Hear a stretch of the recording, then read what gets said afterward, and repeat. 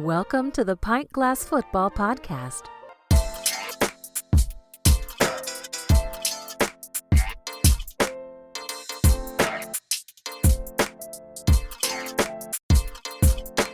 This is Pint Glass Football. We talk NFL and college football. I'm your host, Brad Fowler. Follow us at pintglassfootball.com. And if you're new to the show, hit that subscribe button. What's up, PGF Nation? We're back with another great show today. High-profile coaches getting fired, quarterbacks who are overrated, NFL Week 10, college football Week 11. We've got some big takeaways. We've got some takes for you guys, betting locks of the week, and a lot more. But joining me to break it all down, my co-host, Alex Higdon. Alex, what is going on? Hey, Brad. Another week in the books. As a Raiders fan, I'm excited. Looking forward to next week. But some takes that we have to talk about, and you're absolutely right about a quarterback that we need to have a real conversation about. Yeah, Alex, we definitely do. And there's a couple of quarterbacks that we're going to talk about before this episode's over. We're going to take a look at some of these guys here. And we had some really interesting games. We had some big games in college football. We had some big games in the NFL. Another huge week of football like it always is, Alex. And we're starting to kind of get a picture here. We're starting to kind of see who the contenders are, who the pretenders are. This week in the NFL, though, was crazy because we had the Browns, Seahawks, Texans, Lions, Cardinals, and Broncos all win on last-second field goals. I believe I saw there was a record for the most game-winning field goals in a week in the NFL. A lot of great games. The Monday Night Football was one of those games that came down to the wire here. Denver pulls off a big upset here in Buffalo. It really happened for two reasons, Alex. The Broncos defense pushed around the Bills. They turned over Josh Allen multiple times in this game.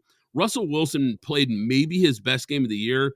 I actually thought he had a nice job taking care of the ball, making some plays for that Broncos offense. And the Broncos, I mean, look, let's face it, they were the laughing stock of the league after giving up that 70-point game to the Dolphins. But here they are playing better football. They've won 3 straight. I don't think they're a great team. I'm not trying to say that, but by any means, but they look a lot closer to what most people expected coming into the year. The Bills, on the other hand, look a lot like the team you expected coming into the year, Alex. Josh Allen was responsible for 3 of Buffalo's 4 turnovers. And every time that Bills offense seemed to gain some momentum, it would shoot itself in the foot with the turnover. The Bills defense in the fourth quarter gave up 2 scoring drives of more than 50 yards, including that drive that won the game. At 5-5, they are in serious danger of missing the playoffs, Alex. Starting on the Bills side of this, I don't know. We know that Ken Dorsey was also fired, and I heard it was an exciting fire if you read a lot of what's coming out of Buffalo in terms of his departure and how it happened. If you're the organization, if you're the fans, it's always a good thing to make changes a year early instead of a year later. And this seems to be one of those situations. Perhaps maybe they should have moved on from McDermott a year early, meaning last year coming into this season, because now, even though I had that prediction in terms of that, they still obviously have a chance. I believe they're sitting at 5-5, so they're not out of the situation, but they are trending down. So I don't know what you should. Actually, I do know what you should do. I believe this is going to be Sean McDermott's last year, unless they go to the Super Bowl. Do not see them retaining his services. They've already gotten the first dominoes fallen in Ken Dorsey. The only next domino that can fall after that, because the DC quote unquote left on his own, but now the only person left now is you, Sean McDermott, and I do not believe he's going to be the coach of this team next year. It's the same old adage. They're not running the ball enough, even though James Cook did have 100 yards rushing. I know he fumbled the ball, but he did have a strong 100 yards rushing the ball. However, like you said, Russell Wilson just really balled out. Denver just looked like they want this a lot more. But the Buffalo Bills just look like a discombobulated team in terms of what they want to do. I think I sent you a few stories about not only Stephon Diggs, but also now Trayvon Diggs coming out and making statements. You know that doesn't bode well. And another one of my preseason thoughts was this is the last year for Stephon Diggs. He's getting traded next year, and this is making me feel more confident every day as I watch this team. And now you're going to have a lot of people, pundits and things, talking about Josh Allen and as well as the Buffalo Bills, but probably more about the Buffalo Bills coaching than actually about Josh Allen, which I think really what the conversation should center around, because he has just regressed year after year.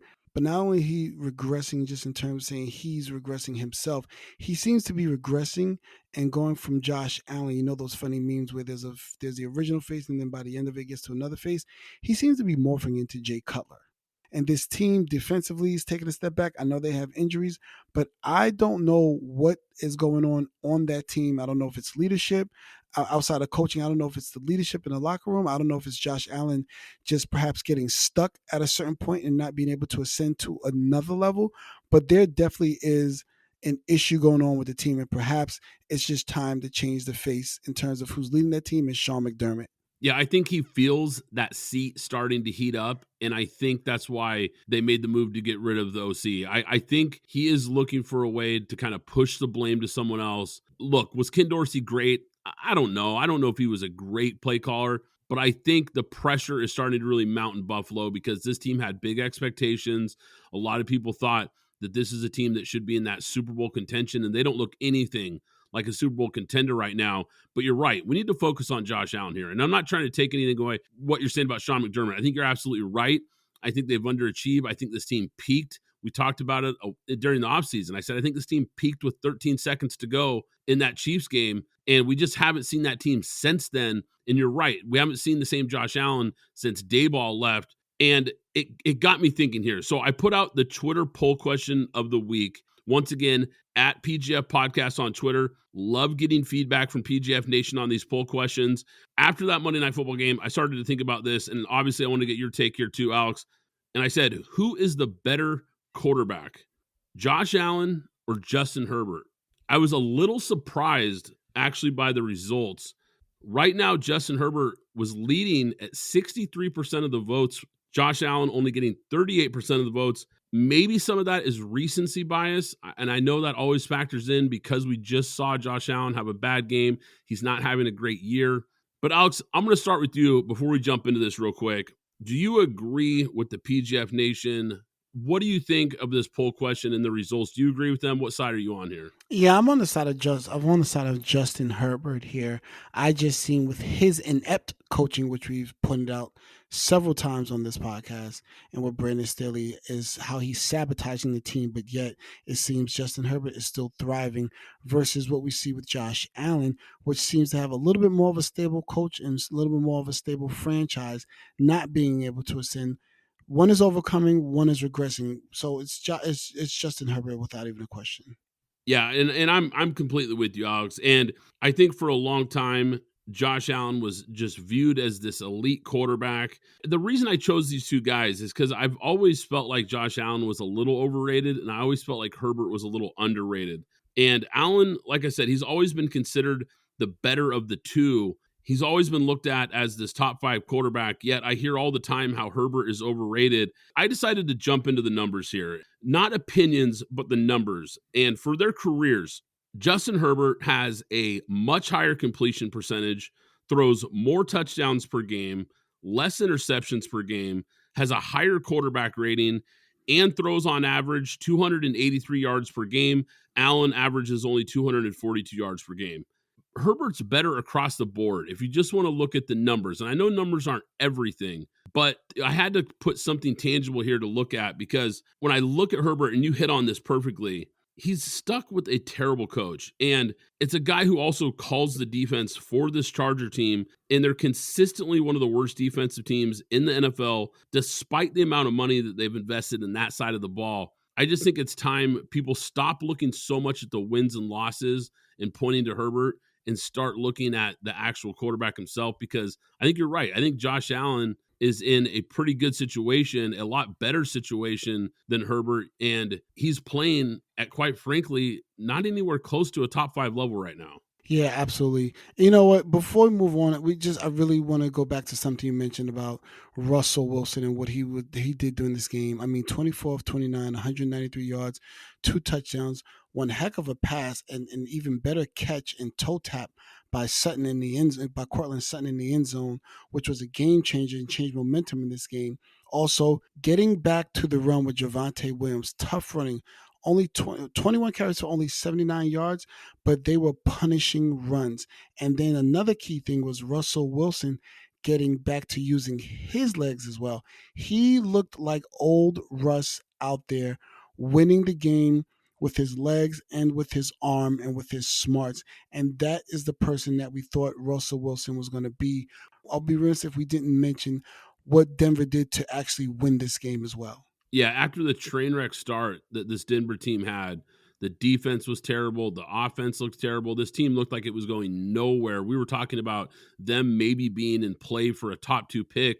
Here they are starting to play a lot better football. I think Sean Payton is starting to figure out how to utilize the players on this team a little better. It took them a few weeks to kind of put things together. Like I said, I'm not sure they're a great team, but I really like the improvement I've seen from him in this offense. I like what I've seen from Russell Wilson. You're absolutely right.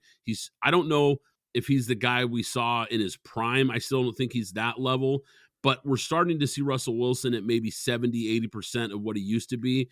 And I think the Broncos are thrilled to at least see that, because we were not seeing that last year, and we certainly didn't see that at the start of this year.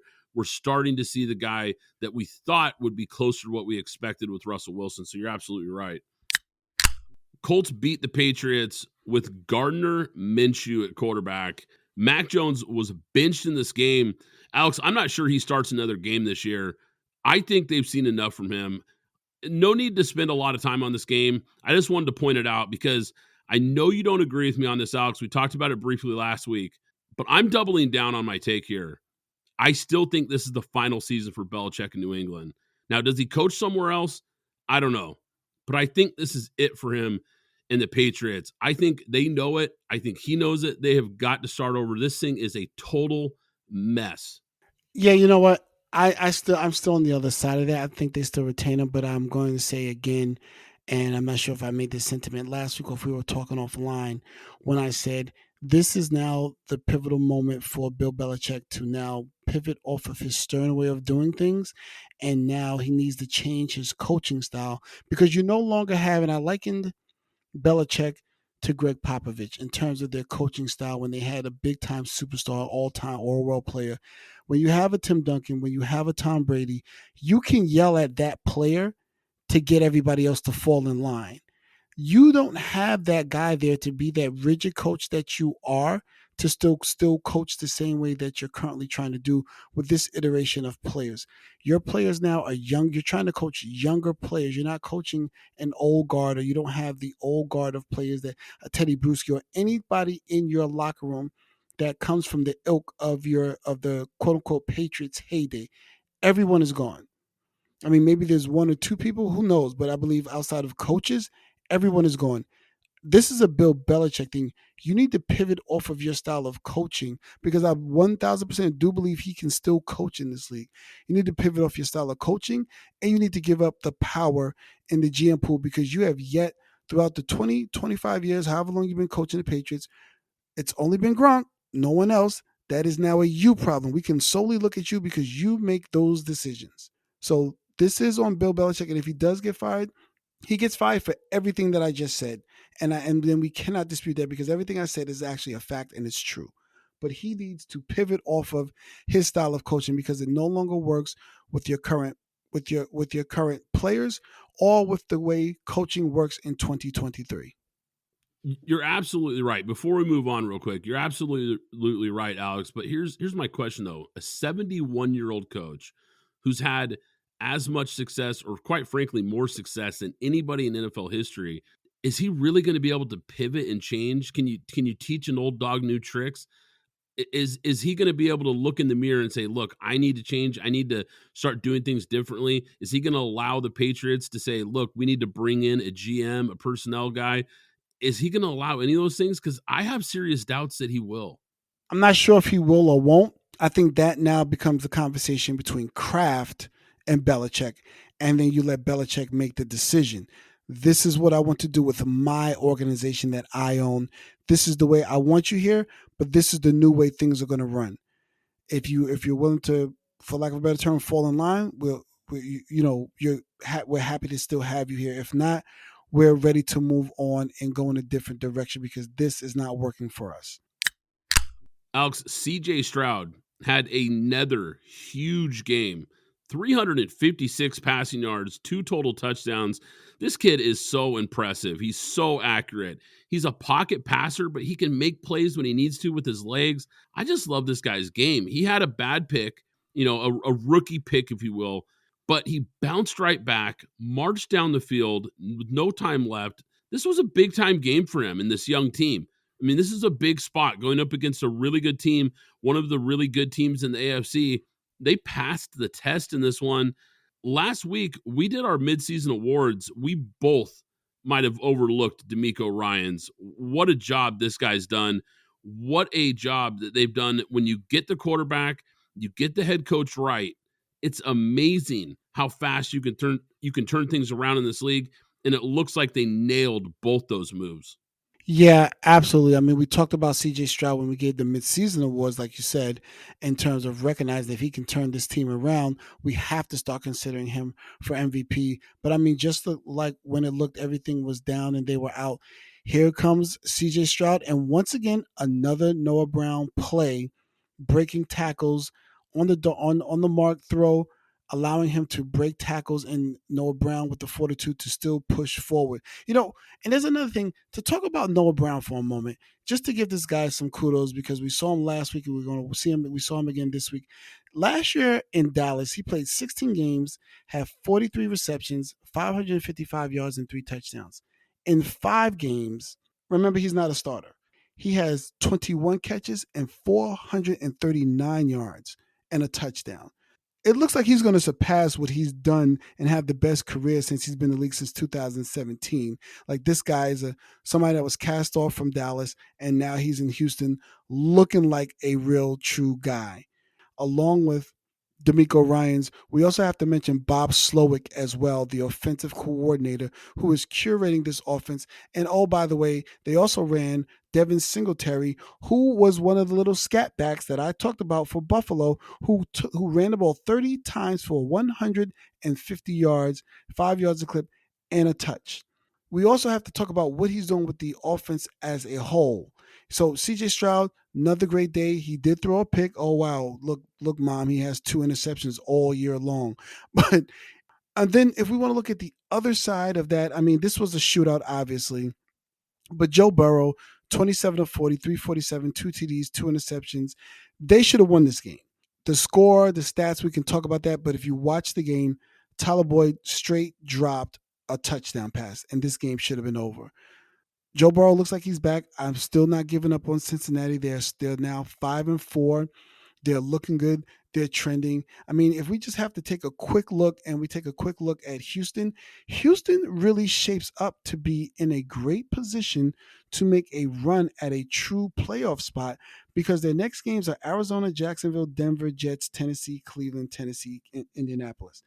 They can win 6 of those games and actually perhaps make the playoffs as a wild card or perhaps overtake Jacksonville and take the lead in that and maybe kick Jacksonville out of the playoffs. So this bodes really well for where the Houston Texans are set up because that schedule is nice and, I don't want to say weak, but nice and soft. And the way that they're playing, they're looking like becoming, I don't want to say a powerhouse, but they're trending up. Yeah, and I don't want to take anything away from the Texans because they played a great game. But I have to think, did the Bengals maybe get caught looking ahead to their game this Thursday night against the Ravens? That's a big spot. This might have been your classic sandwich spot. They came in, they looked a little bit lackadaisical in this game.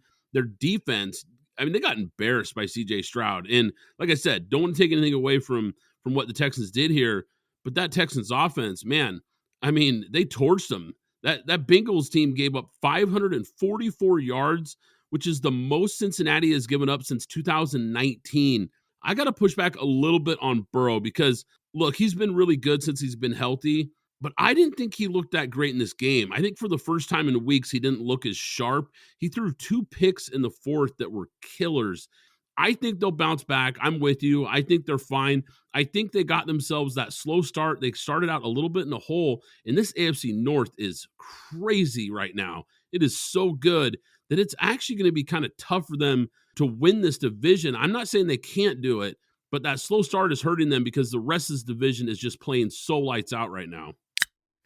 Alex, the Chargers gave up 533 yards and 8.5 yards a play to Jared Goff and the Lions. They absolutely didn't stop anybody. And look, Derwin James at this point, I think he's just a name. Between the injuries and the inconsistent play, he's become an overrated player in the NFL. I just don't see him making enough plays. Joey Bosa and Khalil Mack, those guys were invisible in this game.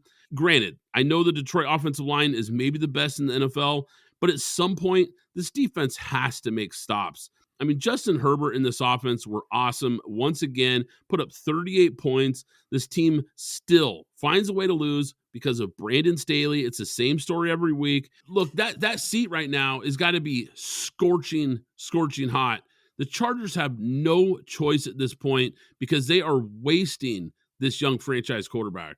Absolutely, and we alluded to it earlier a moment ago, but Brandon Staley he has to be gone at the end of the year. I don't know. Perhaps the guy that was across the field calling plays will be the next coach of the Los Angeles Chargers. But this completely, I don't understand. You have all of these, at least players in name on your defense, and no one can seem to make a play.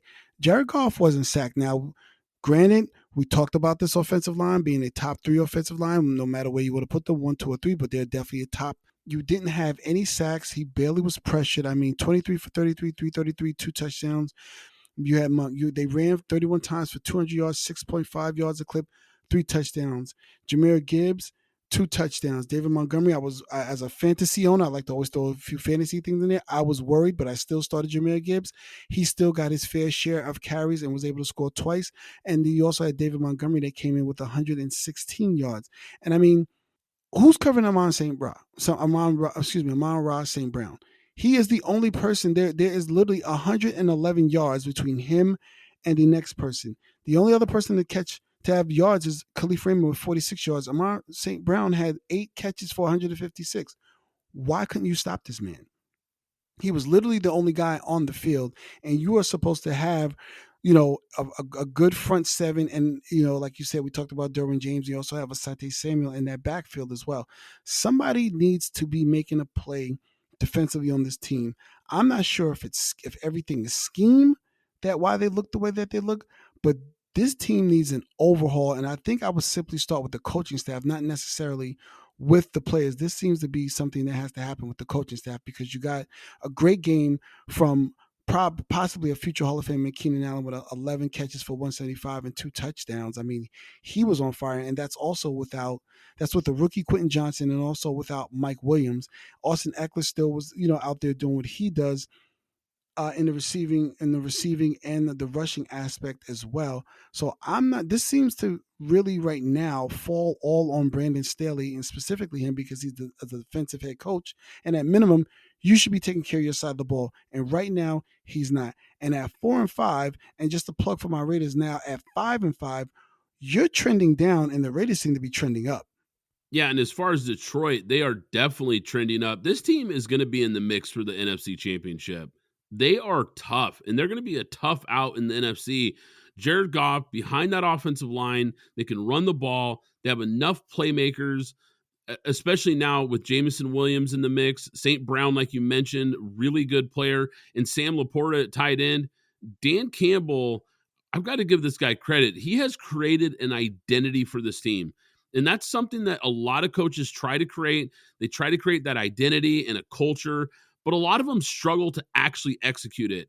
He's done it here. This team knows who they are. He's done a really good job of getting this team to buy into what he wants them to be, and they're just playing really solid football. This is a team that I think is going to be in the mix. Like I said, I think they're going to be right in the mix for the NFC Championship game. And with the schedule ahead, pretty favorable too. They're going to win a lot of games down the stretch. Most impressive win of the week. I don't think there's any doubt about it, Alex. The 49ers absolutely destroyed the Jaguars. This team got back to looking like the team they were to start the year.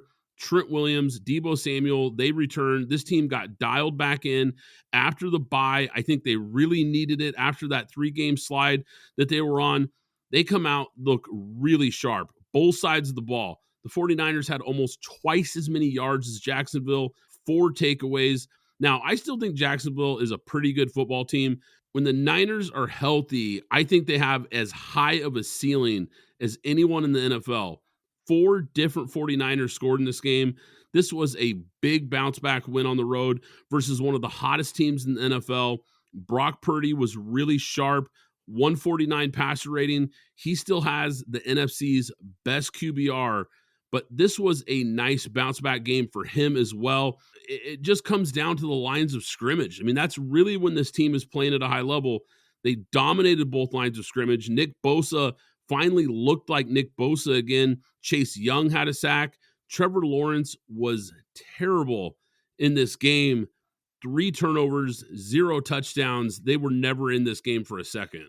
Yeah, and this was something that I expected from the 49ers. You give Kyle Shanahan a bye week, coming off a 3-game skid, to kind of right the ship, give everybody a chance. I know Christian McCaffrey was banged up a little bit. You also talked about Trent Williams.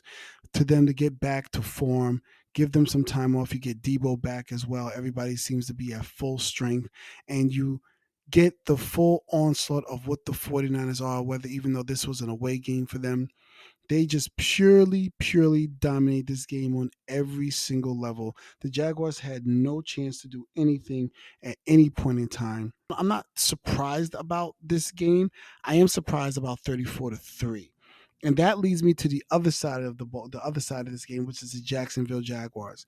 If you plan on being any type of contender that is trending up, not saying that this is your year, but a team that we looked at that should be taking the next step, that has all of these weapons in Travis Etienne, Tank Bigsby, Christian Kirk, Calvin Ridley, and Evan Ingram. This also pointed out something big that we talked about early on in the season, that Jacksonville offensive line is very weak, and they need to put a lot of effort into that. And they also need to put some effort into the defensive side of the ball, because you spoke about Trayvon Walker, first-round picks, pass rushers, and Trayvon Walker as well as Josh Allen. Both of these guys, outside of Josh Allen having one pop year, which was, if I'm not mistaken, was his rookie year, they're not getting the full pressure on the quarterback. They need to do a lot of work on the defensive side of the ball as well as the offensive line. I think their weapons and skill set position on offense are great, but they're going to need to put some real stock into this offensive line, and they're going to have to fortify, because I think with Alucon and Devin Lloyd, I think they're good at linebacker. I'm not sure too much about Andrew Sisko, but I think they need to put some work and effort into the secondary. I know you told Tyson Campbell is one of your guys to watch coming out this year, but they also going to need to put some effort into the pass rushers, specifically pass rushers and defensive tackles, because they need some work in order to be able to be a consistent contender, because they have these up and down, and they have these bad games where they just look like they're a team that don't belong on the field, and they should not have been beaten like a drum like they were on this game. I think it's time that we start pointing the finger at Trevor Lawrence, because Trevor Lawrence at this point in his career is overrated. People, I just don't think they've noticed how mediocre he's been, because this Jaguars team is 6-3. They're winning games, and people just haven't even pointed out the fact that this guy just is not playing that good a ball. He has more turnovers this season than he does touchdowns. He's 14th in the NFL in passing yards. He's 21st in the NFL in passing touchdowns. Mac Jones has more passing touchdowns than Trevor Lawrence. Justin Fields has played in 3 less games and also has more touchdowns than Trevor Lawrence. And I don't want to hear anything about how he doesn't have anybody to throw to, because you pointed it out. Christian Kirk, one of the best slot receivers in the NFL. Evan Ingram, very good tight end. Travis Etienne is 3rd in the NFL in rushing yards and is also an elite receiving back out of the backfield. And, of course, Calvin Ridley, an elite talent. They've struggled to get him the ball. It goes back to even last year. And I think this team was getting way too much hype. And now, like I said, because they have a nice record, we're just not noticing the fact that Trevor Lawrence is not living up to the hype and to the standard that we thought he was going to have as the number one pick. Go back to the playoffs. So they win that game, and everyone thinks how great this young player is, how great this team is. People forget he threw 4 interceptions in that game. But we just forget about that because the Chargers defense collapsed in the second half and blew that huge lead. At this point, he's a glorified game manager, Alex, and at best, that's what he is. He's got a good coach and he's got some players around him, and that's the only reason this team's winning right now. Yeah, you do have a point on Trevor Lawrence. If I had my take, what I had about Kenny Pickett in terms of what CJ Stroud had been doing in 8 games versus what he had done in 21 games, it's the same thing for the same energy for Trevor Lawrence as well. He has taken a step back in a year we thought he would be taking a step forward when you add somebody towards what the ilk is that we thought Calvin Ridley was. So they need to revamp. They need to figure some things out. I think they need to get back to running the ball a little bit more is where I think they're lacking. Obviously, you can't run a ball in a 34-3 blowout, but still, however, they came off a bye week. You can't come off of a bye week after beating the Pittsburgh Steelers, being 6-2, and then deliver this type of output against the San Francisco 49ers. I expected better from Doug Peterson. I expected better from Trevor Lawrence, and I also expected better from the Jaguars as a whole. They need to have some serious internal discussions. But again, like I said about Houston, really quick, their next few games, they have Texans. They also face Houston. Then they have Cincinnati, Cleveland, Baltimore, Tampa Bay, and Carolina and Tennessee. Couple of tough games in there, especially that stretch where they go against Houston, Cincinnati, Cleveland, and Baltimore. They could stand to lose those 4 games in a row, which to my other point can propel Houston with the softer schedule into the forefront and leading that division. And then we would finally have, I believe, probably one of our worst to first that we always have every year in the NFL. That would be the team that would do it. If Deshaun Watson can play like this, the Browns could be downright scary, scary good. This is what this team has been waiting for from Deshaun Watson. He was clutch in the second half. He went 14 of 14, 134 yards and a touchdown. The Browns running game, they picked up 178 yards rushing against a Baltimore defense that came in allowing just 91 per game. This game was wild. The Browns overcame 2 double-digit deficits on the road versus the Ravens. Baltimore had a 40-yard touchdown by Odell Beckham, a fumble on a punt return that set up a Gus Edwards touchdown run, which then gave the Ravens a 14-point lead less than 4 minutes into the fourth quarter. But give credit to the Browns. They made plays down the stretch in this game, and the Ravens didn't. That's the bottom line. The Browns defense made some big plays. They had several huge stops in the second half, including that Greg Newsome pick six that made it a 1-point game. I think both these teams could be in the playoffs. Yeah, absolutely. I mean, again, as I spoke about Russell Wilson using his arm and his legs, Deshaun Watson uses like 8 carries for 37 yards. We know we lost, or rather, well, when I say we, I mean me and the Browns, since I had him in fantasy. We lost Nick Chubb early on this season, but you have Kareem Hunt in a backup role behind Jerome Ford, who nobody knew his name until Nick Chubb got hurt. But he's been able to come on strong, 17 carries, 170 yards, 6.3 a catch. That was 36 carries as a whole for 178 yards, at basically 5 yards a clip and a touchdown against a very tough and solid Baltimore Ravens defense. Deshaun Watson still leaves a little bit to be desired in terms of what he's seeing on the field, but let's just say perhaps he's coming along a little bit more. He's been injured, I think, the last 2 games and a couple of games before that as well. So maybe he's starting to trend up, and this would be a great time to trend. Lamar, there was a lot of things that I've always said about Lamar, and he's definitely been looking a lot better in terms of looking and scanning the whole field.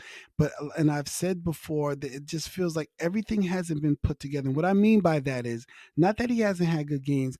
I don't know if we've had that explosion game, meaning that 350-yard game, the 3 to 4 touchdown game, that pristine game in terms of that type of explosion that I thought a lot of us perhaps thought with this new OC and what he was going to be able to do. But nonetheless, they are still a formidable team in that division. However, that division is bound very, very tight. Everybody is within a game of each other. And Cincinnati and Baltimore, those two teams coming off losses, have a big game coming up this Thursday. I know that we'll talk about that later on, but they have a huge game this Thursday. That'll probably be the most watched Thursday night game in a long, if not ever, if not in a long time. But that game I think is pivotal because each of these teams in this division, they start to face off on each other. And right now, all four teams are set up to go in. I believe by Thanksgiving, this will start to shake out, and we'll see who are the top two that will be trending up in terms of going to the playoffs. Yeah, you're absolutely right. Huge matchup. That's going to be a lot of fun to watch. I think to your point about Lamar Jackson, I think it's fair. I will say, though, I don't think any quarterback is going to have that pristine game against this Browns defense. This Browns defense is for real. Absolutely. They're really, really good. So, just to be fair to Lamar on that point, I think they're going to make a lot of quarterbacks look bad this year. But I hear what you're saying. I still don't think we've seen the ceiling for Lamar in this offense, which might be a good thing for this Baltimore team. You don't want to peak too early. I think there's still some room to grow there as well, even though he has had a really nice season.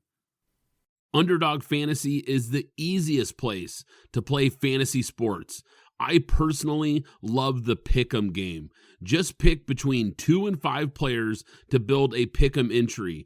Pick whether your favorite players will have a higher or lower stat total in this week's game for a chance to win big. You can win up to 20 times your money in a single night. Download the Underdog Fantasy app and sign up today with promo code PGF. That's promo code PGF to get your first deposit doubled up to $100. The official ticketing app of Pint Glass Football is now SeatGeek. I can't recommend them enough, guys. I've been using SeatGeek for years. You want to go to a game this season? SeatGeek is here to take the confusion out of buying tickets, making sure you get the best seats at the best prices. With SeatGeek, you'll never have to worry about overpaying for tickets again. How?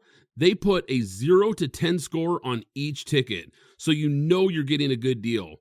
But here's the real game changer. You can get $20 off your first ticket purchase with the code PGFPOD. That's right, $20 off with code PGFPOD. This season, make every game day epic with SeatGeek. Download the SeatGeek app and remember to enter the code PGFPOD to grab your $20 discount. You know what's important when you're having a good time? Staying hydrated. And that's where Liquid IV comes in, the category-winning hydration brand that's fueling your well-being. With just one stick of Liquid IV, you get 2 times faster hydration than water alone, plus 5 essential vitamins to keep you feeling your best. And let's not forget about the convenience factor. The packaging is perfect for on the go, whether you're tailgating or just hanging out on the couch. But what really sets Liquid IV apart is the amazing flavors. Personally, I'm all about the Concord grape and lemon lime. And with 3 times the electrolytes of traditional sports drinks, Liquid IV is made with premium ingredients to give you the hydration and nourishment you need. Get 20% off when you go to liquidiv.com and use code PGFP at checkout. That's 20% off anything you order when you shop Better Hydration today using promo code PGFP at liquidiv.com. Zencastr is the ultimate web-based podcasting solution. It provides high-quality audio and video podcast production and hosting. With a full suite of professional tools, podcasters can seamlessly record, produce, and publish studio-quality content all from one dashboard. Zencastr's post-production process takes the headache out of audio production. Set the right podcast loudness and levels while reducing background noise with a click of a button. Coordinating all your guests to record in person is painful and tedious.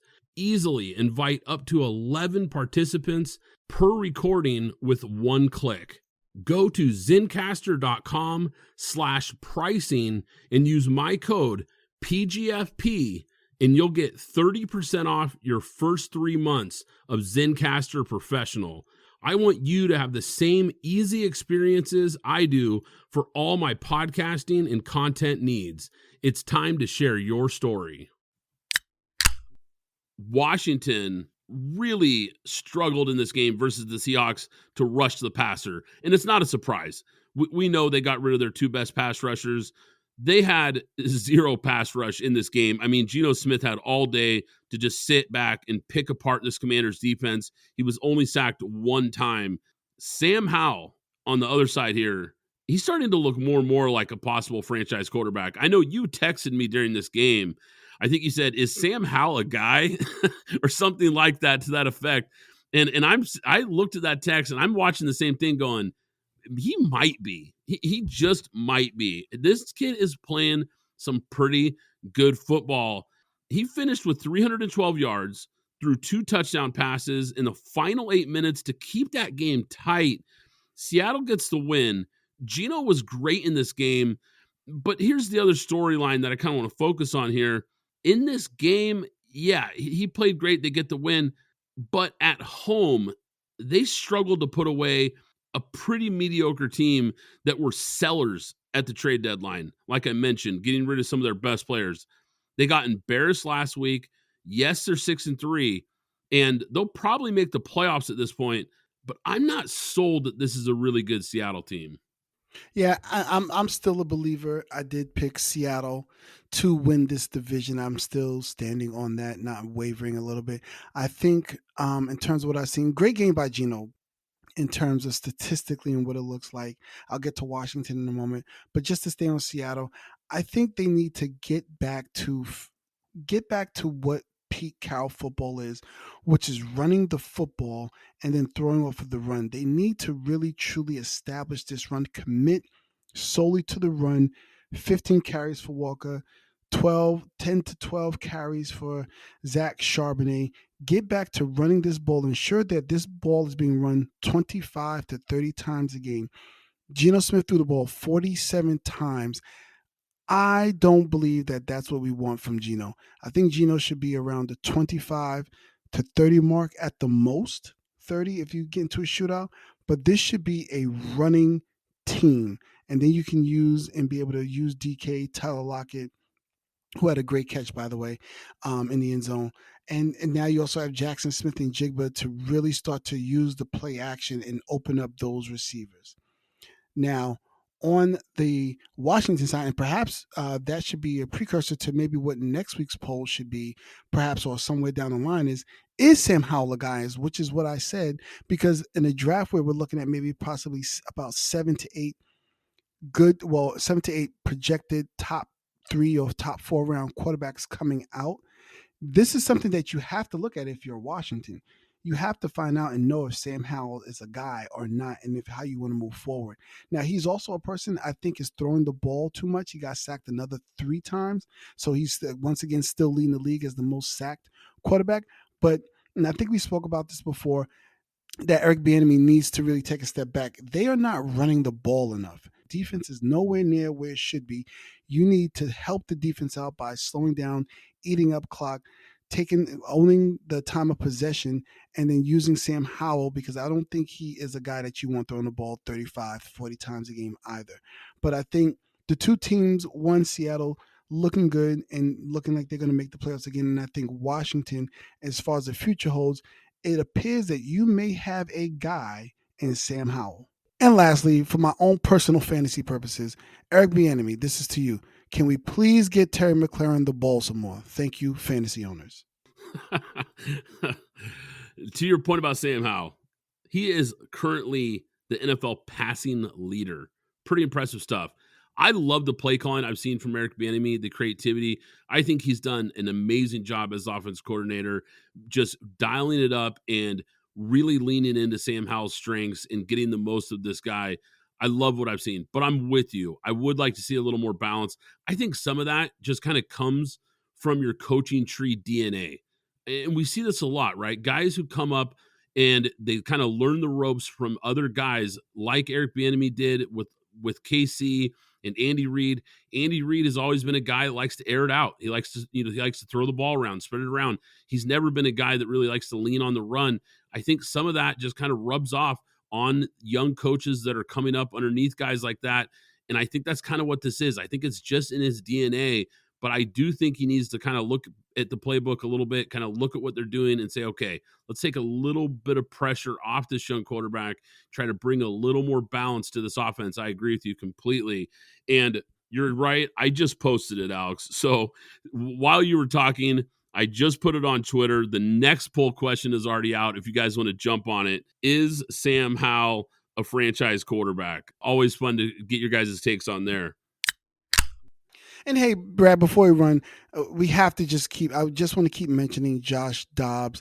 Also, the way that he found out that he was traded after being told he wasn't going to be traded and then waking up and finding out that he was getting traded. That's an interesting story.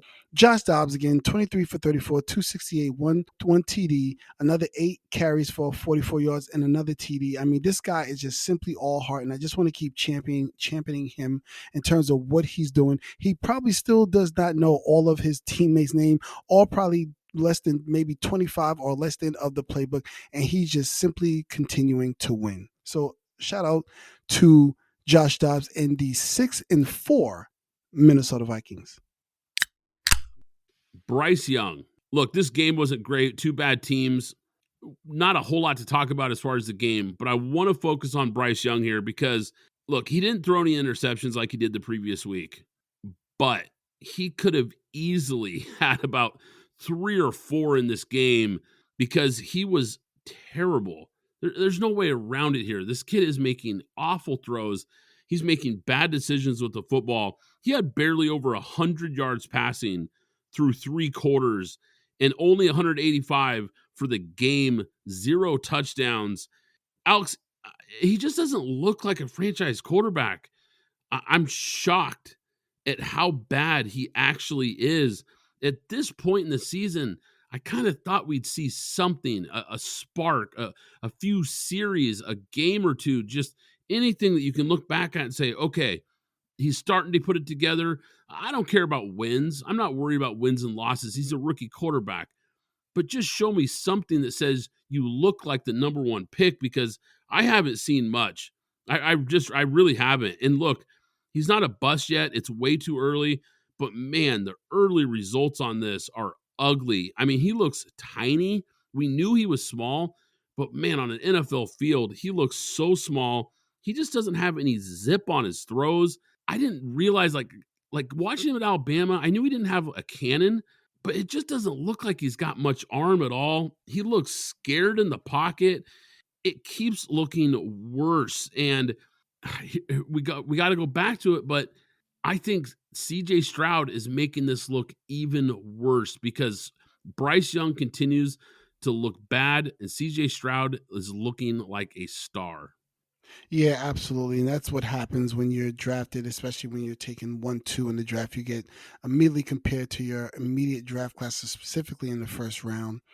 But Bryce Young looks like a person in terms of looking at his body mechanics and his body language. He is becoming disinterested in what is going on, and he's trying to push through like a lot of rookies do as well. But when you're the quarterback, it just seems like he's like, I don't know what's going on, and I don't know why I'm here and what I'm supposed to do. That's not an indictment to say that he can't play the position or turn this around in the next, let's say, 3 to 4 years before the end of his first contract. But you have to, he just doesn't look like he's confident in what is happening on the field, and you can see it. I was able to go back and watch some. This was not a game I was going to watch live, first and foremost.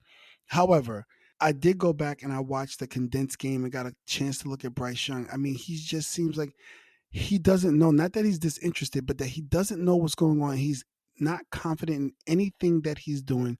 So I think this is a time for Frank Reich and that coaching brain trust to take some steps back. And I don't know if they've already done it or not, but this is something very common.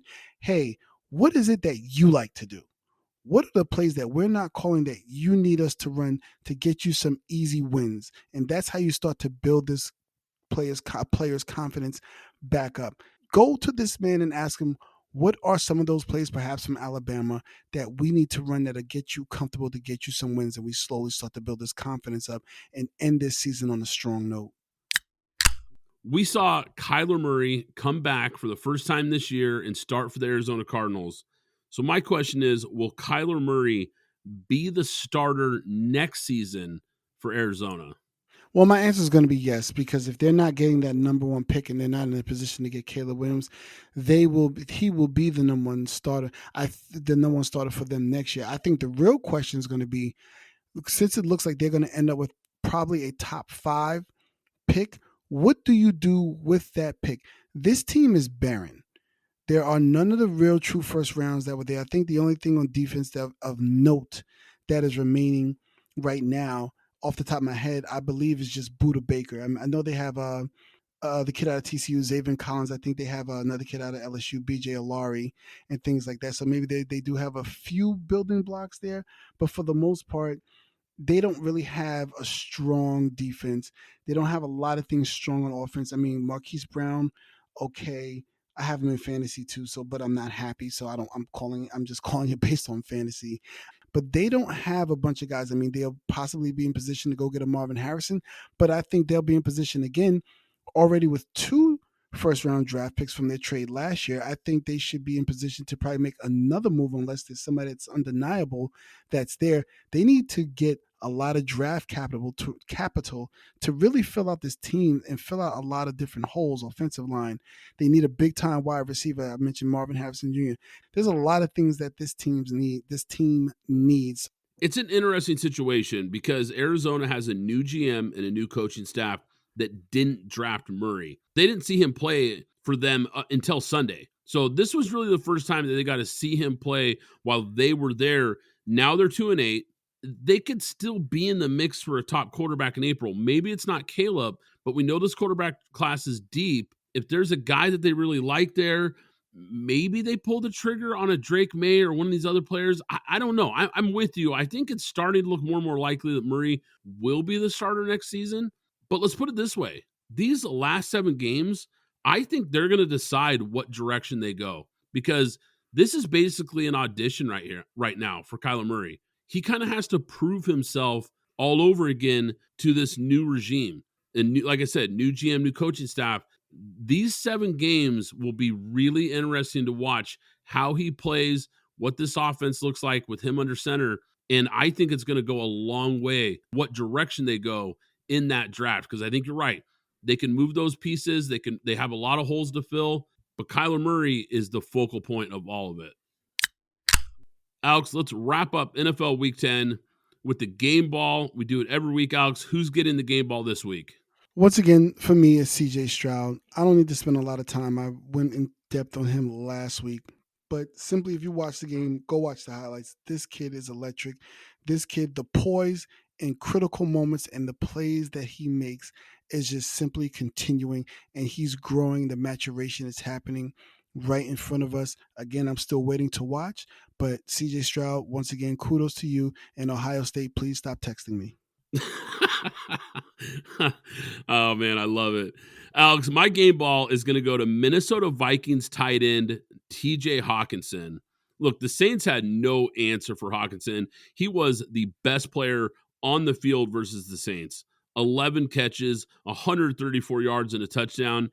He's really become one of the best young tight ends in the NFL. And this was a great trade by Minnesota when they acquired him from Detroit.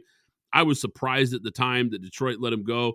He's been a perfect fit in this Vikings offense. And with Kirk Cousins out, Justin Jefferson out, he stepped up big and helped them get a big win to stay alive for the playoff hunt.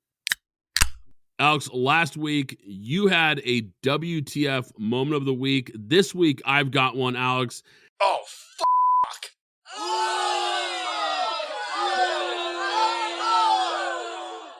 My WTF moment goes to Commanders cornerback Benjamin St-Juste. Not only did he allow a touchdown catch late, he gave up some key completions on the winning drive for the Seahawks.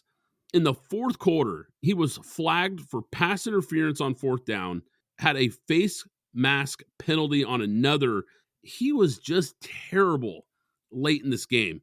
Now, I want to say this. To his credit, he took the blame when he was asked about his performance by the media, saying, quote, "I need to get back up and work better because I cost my team a win."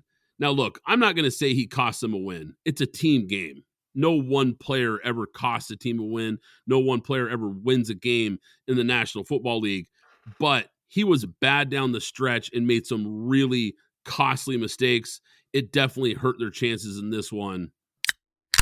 Alex, Jimbo Fisher officially out at Texas A&M. Texas A&M, man, you want to talk about a program that has some seriously deep pockets. They had seen enough. Texas A&M is going to pay Jimbo Fisher more than $77 million to go away. Throw in the money that they're going to owe for bonuses that he's already earned, the payoffs for his assistants, and the contract for whoever becomes the new head coach, and the total cost is going to be north of $100 million. Look, Texas A&M, they have the money, the resources, the facilities. They're in a state that is really a recruiting hotbed, and of course, they're in the SEC. So when you put those things together, they're going to be able to lure in a really top-level coach. I don't think there's any doubt about it, and I think they're going to swing big to try to get the right guy here, because this is a program, even though they haven't had a ton of success, they are starving to be a winner. They are dedicated to trying to get this program at or near the top of college football. So here's the question, Alex. Who do they go after? Who's a guy that you're circling here that you think Texas A&M could target? Urban Meyer. No question. Woo. I mean, I know that it's a big get. It would be perhaps even more. It's Urban Meyer. You go get him. He's going to come in. He's going to immediately know what to do. He's also going to maintain the current, which I believe when I looked at it yesterday, they have a top 10 incoming class, but it will maintain your incoming class, and perhaps you can get some other players to decommit and come to you as well. And before we move further, there's an interesting thing that's happening, and it's happening in Texas. Quinn Ewers has said he is coming back. If you believe that Arch Manning is a guy and you need a quarterback in Texas A&M, you go get Urban Meyer, you go get Arch Manning, who's going to probably have to transfer and perhaps you can get him to come to Texas A&M. You can circle the wagons and do some incredible things with this team within less than a year if you get Urban Meyer. Now, that's just my narrative, and that's just big thinking, but I'm telling you, there's a few things that you can do fairly quickly with this team and with the level of money and boosters that they have at their disposal. Wow, I like it, man. And you're right. If there was ever a program that was going to swing for the fence and go after a name like that, it would be Texas A&M. And I don't think it's past the realm of possibilities here, because I think you're right. They might actually go after it. And I think at the very least, they're going to pick up the phone and see if there's any interest there.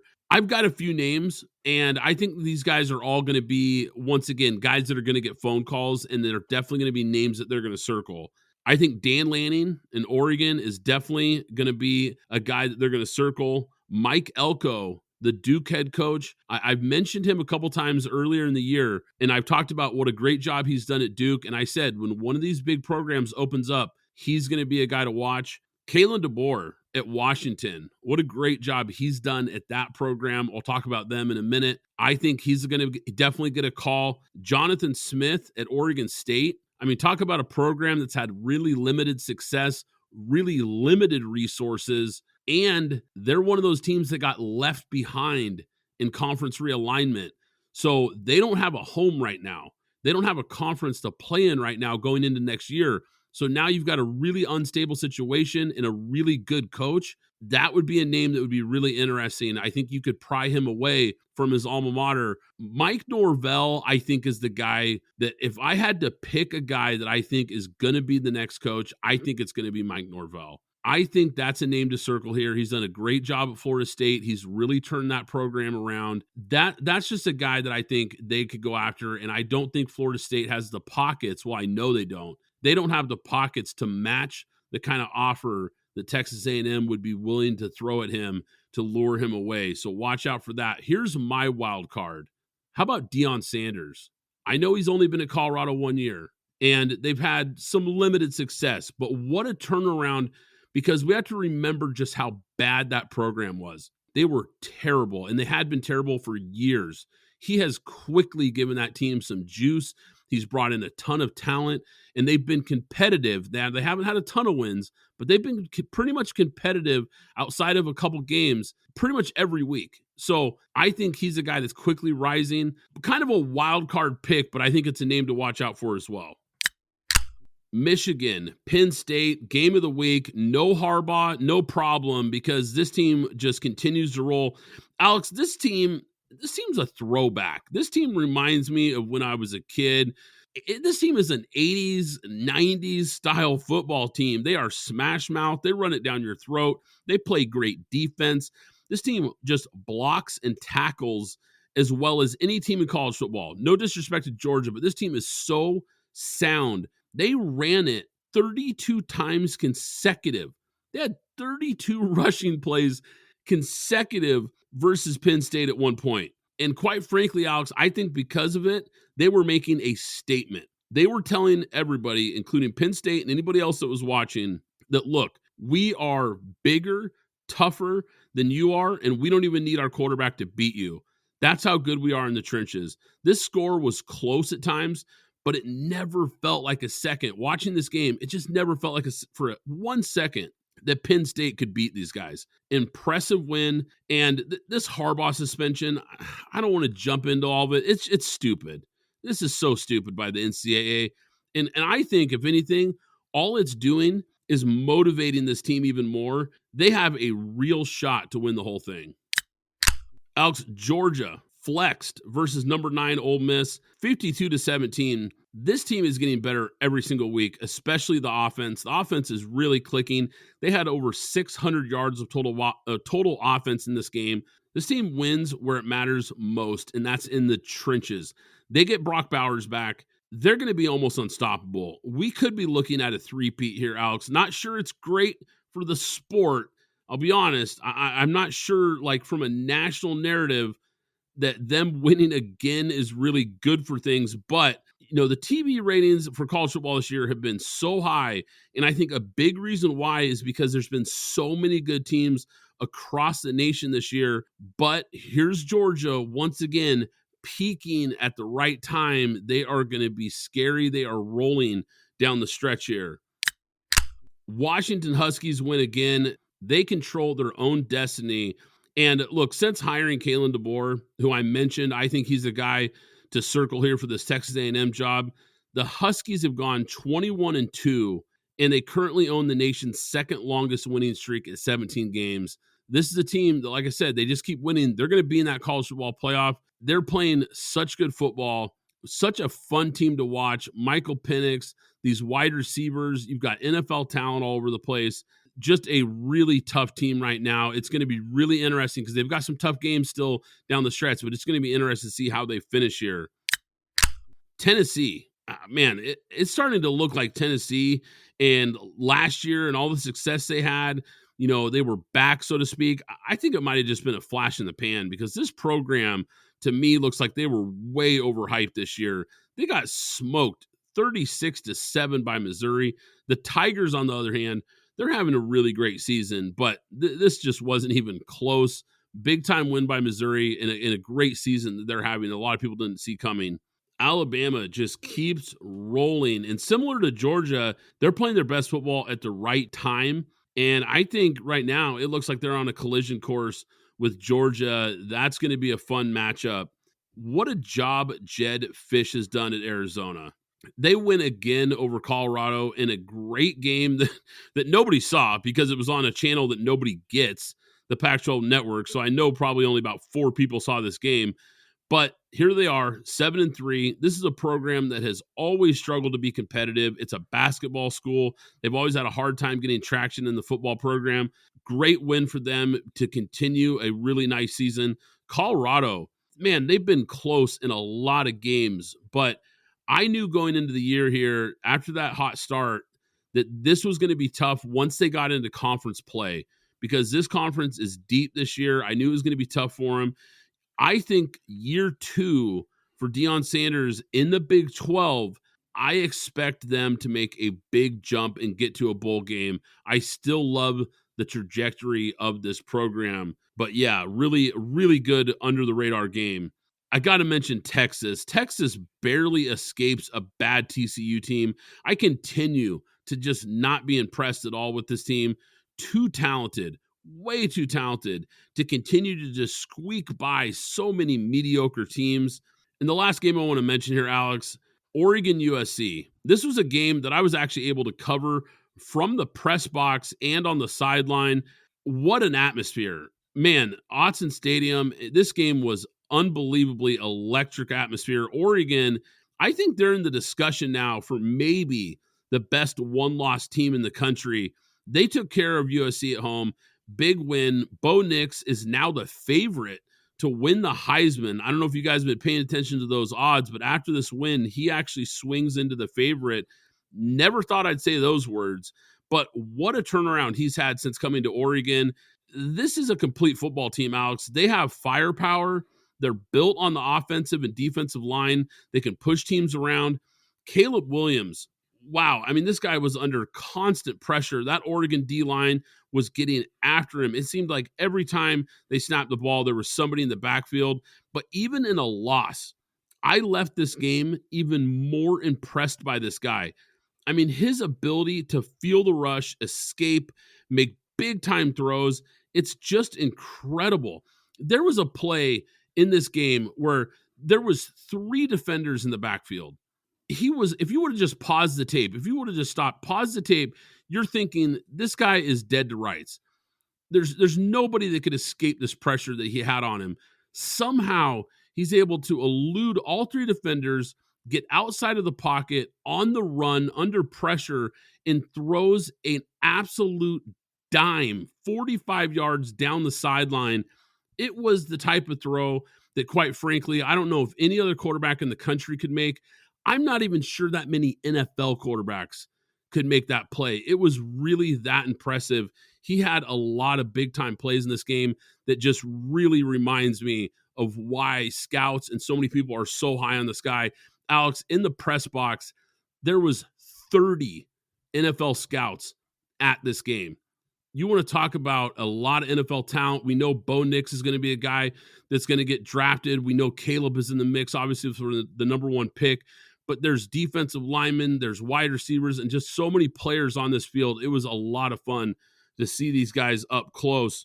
Like I said, I think Caleb Williams, I think his draft stock actually went up. I know they lost, but I think it actually went up because he was the only reason that they were even competitive at all in this game. I mean, he is just an unreal college quarterback. And I actually wrote an article on this game. If you guys subscribe to the free newsletter on pintglassfootball.com, check out the newsletter section, subscribe. It's free. You can check it out, read the article. And there's also a lot of other great exclusive content that we only put out on the newsletter. So if you guys haven't already, go to the website, pintglassfootball.com, and check that out. You know, Brad, I really just have one pushback on the Bo Nix Heisman race. And I just want to mention the name. Jaden Daniels is really out here doing something special. And I think it's very quiet because LSU kind of fell off the map, even though that was my preseason pick. But when you look at Jaden Daniels, what he's doing with his arm, and then when you turn around and look at what he's been doing with his legs as well, is what the NFL is really, truly looking for. And if he's able to put that together and have that same similar projection into the NFL and what he's doing in college, I think we're looking at probably a top 15 pick and a Heisman winner as well. I mean, 3,164 yards, 72%, 30 TDs, 4 interceptions, and then another 918 yards rushing and 8 touchdowns. I think he's going to have something to say, although I understand the winning in terms of what the contribution is. I think he's going to have something to say about that Heisman. You're absolutely right, Alex, and I'm glad you brought it up because, look, I think Bo Nix is having a great year, and I was only pointing out that he's the Vegas favorite. But with what you just said there, you're not wrong at all because I love what I've seen from Jaden Daniels, and actually, I'm glad you brought it up because he's going to get the helmet sticker for me this week. What he did this week was nothing short of incredible, and he's having a great year. The winning aspect, the fact that Oregon is in the mix for the college football playoff, we know that those types of narratives kind of help propel this award. But we've also seen Heisman's go to guys on 3-loss teams. We've seen guys even win the Heisman on a 4-loss team. So it's not unprecedented to think that Jaden Daniels should be in New York and should be in the discussion for this award. It's a great point by you. But like I said, he's getting my helmet sticker this week. 17 for 26, 372 yards passing, 3 touchdowns, no picks. He averaged over 14 yards per pass. He also ran for 234 yards and 2 touchdowns. For those of you keeping track at home, that's 606 total yards of offense and 5 touchdowns. And here's the other thing. Nobody has ever thrown for over 300 yards and rushed for over 200 yards in the same game. This was a historic performance. He put on an absolute show versus the Gators. This was not only an absolute no-brainer for the helmet sticker this week, I think it might be the helmet sticker of the year so far, just to see how much he's improved from the player that he was, the young player at Arizona State, to the player that he is now. The growth has been really incredible to watch, and I'm glad you brought it up, Alex. Last week, Alex, you bounced back big with the Dallas Cowboys, minus 16 over the Giants. I took the Jets and laid minus 1.5.